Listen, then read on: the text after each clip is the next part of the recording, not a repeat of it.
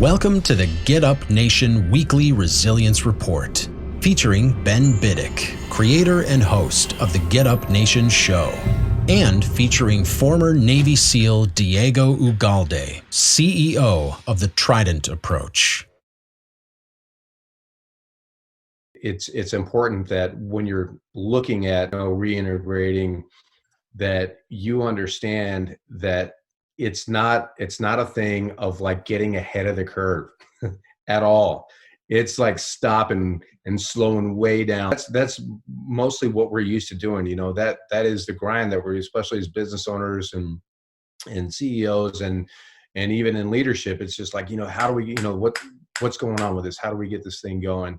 And that absolutely can actually be a really damaging approach, because I think so much as a society, and you and I have talked about this a million times, of where we forget the people that are involved. We forget the emotions that are going on.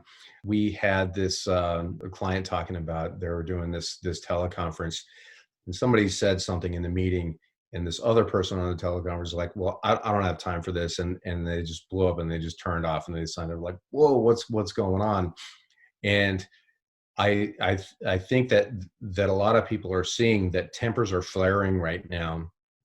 And all that is just a perfect sign to say, hey man, there are things going on that you need to deal with. And the truth of the matter is, in life, we have these things that we're dealing with all the time. Potential divorces, not sure where all the money is going to be coming from, the bills, child support payments or joint custody with kids, and all of these things that already can have people already on edge. And then all of a sudden COVID comes, and now you're just talking because you're hanging by a thread as it is. And now this huge tidal wave comes and just bam, what can you expect out of those people who are already hurting? And I think that so many times leaders get caught in this world, and it's not like they're screwed up or anything like that, but it's just a normal, especially in our culture, it's normal to just be like, how do we move forward? How do we push this thing forward? How do I challenge? How do I this? How do I that? And that's all good, motivating, inspiring, getting people to do things that they weren't otherwise able to accomplish, without your guidance and leadership and motivation. That's all awesome stuff.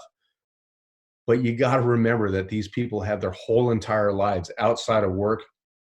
And if you're not in tune to that, it's stuff you don't even know about, So when you're seeing these tempers flare up, it's, it's almost like, well, what else would you expect?